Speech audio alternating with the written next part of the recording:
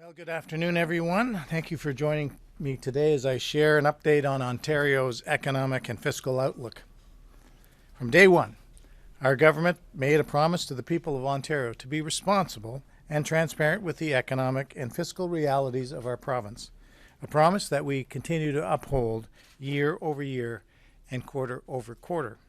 And that is precisely why I stand before you this afternoon to share Ontario's 2023-24 third quarter finances. Today's report provides an update on Ontario's economic and fiscal outlook for this year, the first since the release of the 2023 Ontario Economic Outlook and Fiscal Review, otherwise known as the Fall Economic Statement, or the FES. I'm pleased to report that inflationary pressure has eased somewhat on households across the province, providing some much-needed relief to millions of Ontarians and their families. That said, high interest rates from the Bank of Canada, as well as uncertainty around consumer price inflation, continue to pose risks to Ontario's economic outlook. Nevertheless, in spite of this uncertainty, Ontario's economy remains resilient and is expected to see continued growth in 2024. Je suis heureux de signaler que la pression inflationniste a quelque peu diminué sur les ménages dans l'ensemble de la province, ce qui apporte un répit dont avaient grandement besoin des millions d'Ontariennes et d'Ontariens et leurs familles.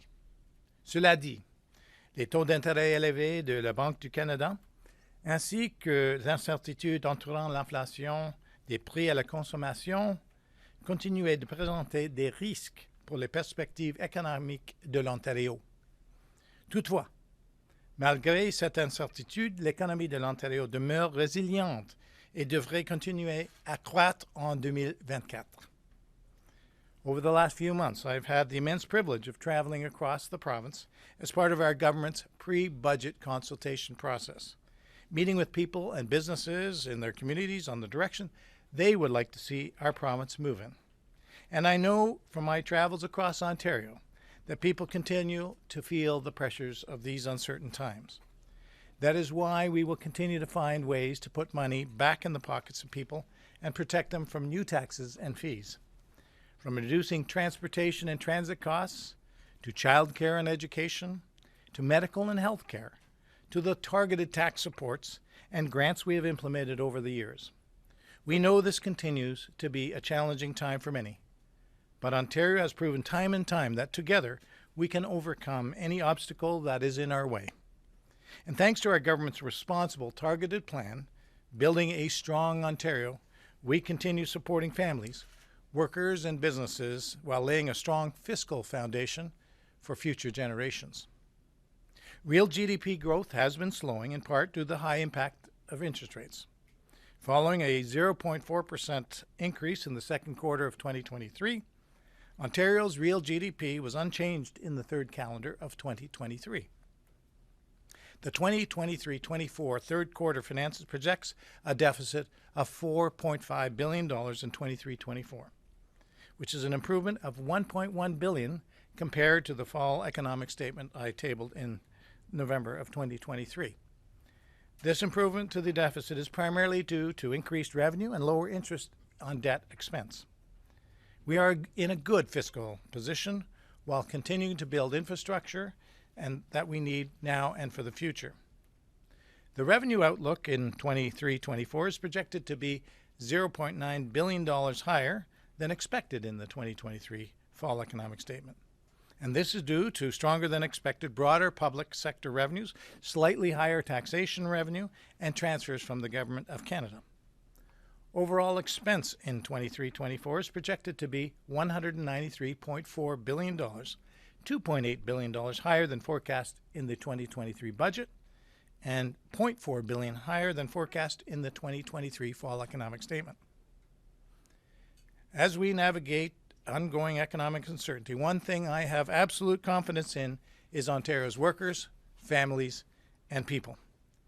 And I have confidence in our government's targeted, prudent plan that will help stay the course while creating stronger communities in the future. We will continue to manage the province's finances responsibly, because that's exactly what the people of this province expect, and that is what they deserve. Nous continuerons à gérer les finances de la province de façon responsable, parce que c'est exactement ce à quoi s'attend la population de la province et ce qu'elle mérite. We will be delivering the next economic and fiscal update on or before March 31st as part of the 2024 budget. Thank you, and I would now be happy to take any questions. So when it comes to the Bill 124 ruling today, can you tell us, will the government be appealing this to the Supreme Court? Thank you, Richard. We thank the courts for processing that decision, and I would say this: I haven't been briefed yet on the decision, and I suspect others in my government haven't. So we'll take the time to take a look at it thoughtfully and deliberately. I know it affects a lot of people, so we want to make sure, in the period of time that we have to make a decision, we'll be thoughtful about it. This is their money. Can you tell the people of Ontario today how many taxpayer dollars has been spent appealing this case, sir? I don't have that figure, but I think it's the prudent thing to do when it's a big policy issue that we have in front of us. It was very thoughtful when we tabled it in 2019. It continues to impact a lot of people on all sides of the issue, so we're going to be very thoughtful again, Richard, and deliberate about the choices that we may make, and we'll have more to say in the near future. Are you disappointed in the ruling? Look, I believe in democracy and I believe in the rule of law, but I also believe that we got to let the process continue, and that's why I'm going to take some time to review it. I'll get briefed on it, and our government will also take a hard look at it. Your bill, when you first introduced this, I remember you taking a question saying that you believed it would hold up to court scrutiny. You've had time to reflect on it since then? What are your thoughts? Well, we have had, and thank you, yes, in 2019, it was a different environment at that point, different levels of inflation, different context. We definitely went out and consulted. We were very thoughtful about when we tabled it. It was time limited and targeted for 3 years. Of course, we know that COVID hit and a bunch of other things happened. So, I tell you, there'll be lots of time for reflection at the appropriate time. Can you talk about the financial impacts if your government doesn't appeal this decision? Yeah, I think that's a very good question. One of the things about the current law of the land is that we are continuing to work with bargaining agents and others on various processes like arbitration to find that balance of fairness, representing taxpayers and the needs and wants of workers. And so we've been very constructive throughout the last period of time and incorporating those, what I would call those, they call them Bill 124 reopeners or the catch-ups, and we've incorporated that into our expenditures. Can you tell us how much? How much is that? How much, if you've incorporated that into your expenditures, how much is that expected to cost in total, and how much have you spent so far? Yeah, I don't have a specific number, but what I can say is that within the expenditures, even today, that we've tabled in Q3, some of the, for example, in the report we highlight that healthcare compensation numbers are incorporated, and I can also say that we just had an arbitration decision last Friday with regard to the education workers in terms of some catch up with regard to their compensation. So it's a moving thing. All I can say is that we're very prudent in making sure that we plan responsibly, and that we'll continue to meet the needs of both the taxpayers and workers in Ontario. So was Bill 124 a failure then? I mean, you've been ruled against in 2 court decisions, and you tell us you're budgeting for reopeners and catch-ups. So, what did you really achieve?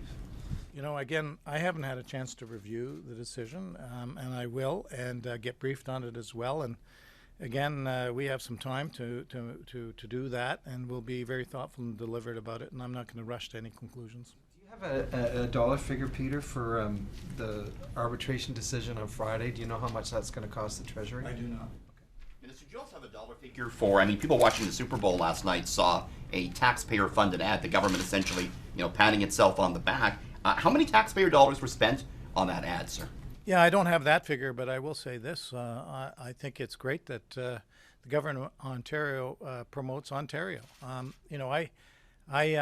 be in the corner of Ontarians all day long. We have a great story to tell, and I got to tell you, I travel around the world, and whenever I go outside of Ontario, it's our brand is very strong, and we shouldn't run away from telling that story. And again, all all governments do that of all stripes, and I think it's a good use of money to attract workers, to attract businesses, to make Ontarians feel good about themselves. When you submit those ads to the Auditor General, you actually have to provide an estimated budget for how much the production and the airtime is going to cost. So a little confused as to why you don't have a rough idea of how much the government is spending on this campaign to promote Ontario. I don't have that specific figure at my fingertips. We can follow up with you, but I'm out here every 90 days, as you know, talking about how the finances of the province have gone. I'll be out again within too much time again on the budget, and I'll be out again in August for the first quarter. I'll be out again in September on the public accounts, and then again out on the second quarter in the fall economic statement. We always allocate a certain amount to your question about how much government advertises, and I think that's always been done thus by governments of all stripes, and we'll continue to do that. Minister, it does 1.7 billion in additional health spending. I think you said some of that is going towards these Bill 124 reopeners. Is any of that also going towards the hospitals to help them with their operating deficits? I know Jessica reported today that some of that money was on the way, perhaps? Yeah, absolutely. And so, we have been working very closely with the hospital sector and very constructively. And yeah, they will be receiving significant amounts of funding in the very near term as we roll that out. Just how much? Do you have an estimate? I don't have that number, but it's a significant amount. To clarify exactly what she was asking about, though, is the money that is coming, is that part of that 1.7 billion we're seeing here, or is that going to be reflected at the year end? I think that's going to be as part of, if it's rolled out in Q4, it won't be part of Q3, it's part of Q4. How about the universities that are facing deficits, bunch of deficits in the university sector? Well, one thing we've been clear on is that we're not raising tuition, so we're going to work with the college and university sector. We'll have something out shortly, but we'll also work with the federal government.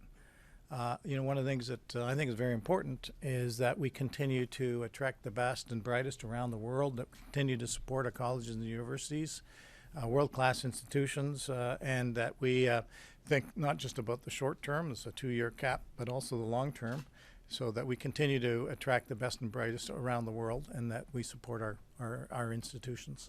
On that note, thanks. It doesn't sound like you're too concerned about the back pay. You say you've accounted for it in your expenditures. So why fight this ruling?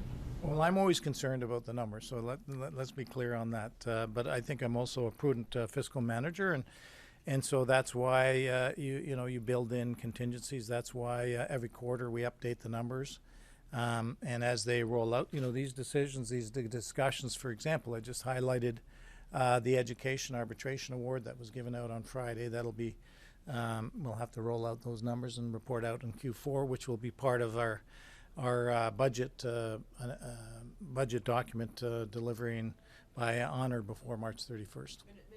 Back to this question of the appeal and so on. Well, I'm trying to figure out what the point of that would be. The horse has left the barn. You're not going to go back in and reopen the reopeners, are you? As I said, I'm not going to speculate on what we may or may not do, but the first step will be get briefed and review the decision. So you might do that then, these reopeners, we keep hearing about all these decisions, arbitration decisions. If the government wins, say, at the Supreme Court, you're going to go back in and reopen the reopeners and put everyone back down to 1%? I'm not saying that at all. What I'm saying is I'm not going to speculate on what we may or may not do, and that it starts with actually reviewing the decision. I have not had a chance to even read parts of the decision. I haven't had a chance. I'm sure many of my colleagues in government haven't had a chance. This is a significant thing, and we want to make sure we take the time to be thoughtful and deliberate and look at the context both for and against the decision that was tabled today. Strategy then be you'd want to, if you were to win an appeal, then reimpose 1% caps in the future on future. Jeff, I'm just not going to speculate on strategy. I'm not. I know you want a headline, but I'm not going to give you. I'm not going to speculate on that strategy. Minister, your document today says that there's a $583 million increase in the college sector. What is that for? On the expense side? Yes. Yeah, that's to support, and there's also a similar increase in revenues. As students come in, you get revenues, and of course you have to fund a bunch of things that go along with that. So there's both a revenue and expense, and that reflects their costs of running business, their colleges. Okay, so how far is your government willing to go to ensure that no college or university in this province goes bankrupt as a result of some of the decisions from your government and the decision made by the federal government? How much money are you guys willing to put up? Well, I think it's important, we'll have more to say about that in the near future, but I think it's important to recognize that we have some of the best colleges and universities in the world right here, and I think they deserve amount of support. At the same time, they have a certain accountability. They have their boards of governors, to make sure that they operate effectively and efficiently, and we have about 48 universities and colleges, so we'll take a close look at that. And of course, it's not our goal or anyone's goal to see anyone have hardship. We did see Laurentian University have some challenges. Every case is different, so we'll be thoughtful again about how we look at that. Back in November, the Blue Ribbon Panel had recommended a 10% increase to university and college budgets. Universities have been calling for that amount. Colleges, I believe, have been calling for about 5%. Are you going to meet what the Blue Ribbon Panel had recommended to your government? Because you guys asked them for the report, and this is exactly what they told you. Well, I think on one piece of it, the tuition increase, I think the Premier has been clear that this isn't the time to increase tuitions when people are hurting, but the cost of everything's gone up. So that aspect of the Blue Ribbon Panel is our intention not to follow. But as I said at the outset, we're looking at the whole university and college system, and of course this policy decision out of Ottawa, which came pretty quickly, has consequences, and so both fiscally and, as I said, in terms of the people that the students that we get from around the world, because we need more personal support workers, we need more healthcare workers, we need more construction and skilled trades, we need more engineers.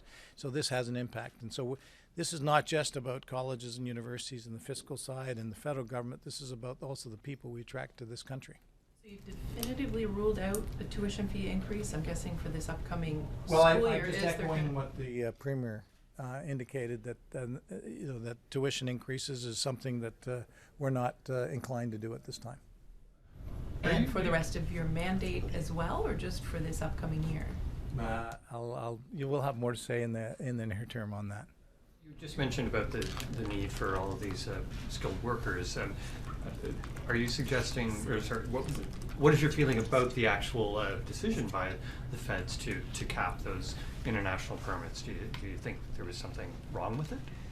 Well, I think that one of the premises is that one of the challenges is when you have that many people, which is great, that come, whether you're a temporary foreign worker, a refugee, asylum seeker, an international student. We've got an obligation to make sure that we've got the ability to house them, the ability to move them, the ability to have schools, to have the healthcare system in place. And I think that's not just solely a provincial responsibility. We've been running hard to fund the capital expenditures to build schools, hospitals, roads, highways, subways, you name it.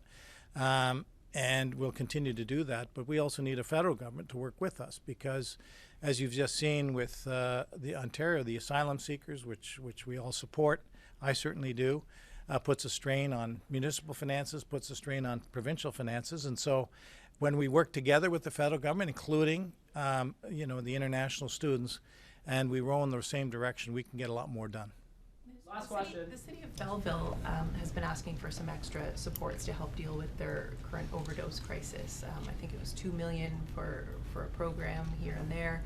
Is that something that you're willing to consider, given all that they're going through? First off, I think about what a hard situation for many people, and in Belleville, but not just in Belleville, but all across the province, and frankly, Canada. So we think a lot about that, and our Minister of Mental Health and Addiction talked about that. We have an addictions recovery fund.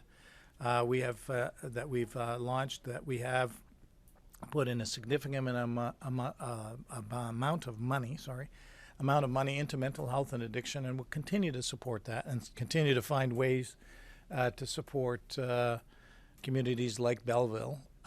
We did increase in my budget last year the homelessness prevention program, so that we could build more shelters and provide services in supportive housing for many who suffer from mental health or addiction.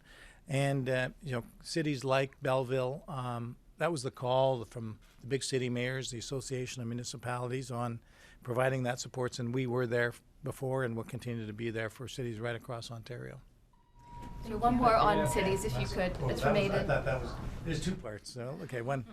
You met with the OBCM last Friday, says Aidan, and he says they said you talked about when the province will deliver on their commitment to keep municipalities whole from the impacts of Bill 23. Did you promise anything, and can you elaborate on the chat? No, I didn't address that. So they probably were talking maybe to another minister. Actually, I gave some opening remarks. I always talk to the Ontario big city mayors. And the interesting thing about big city mayors, a lot of them, like Pickering, there's a big rural component. The chair, Marianne Mead Ward, also talks about Burlington, over 200,000 people, and she has a big rural component. So I look at it as not just big city mayors, but rural mayors, right? And we had that conference a couple of weeks ago. And I gave my remarks. They tabled a bunch of things and thanked me for a lot of the support on infrastructure, on mental health and addiction, on supportive housing, because that was their two biggest asks last year, which we delivered on, and they were very grateful and thankful.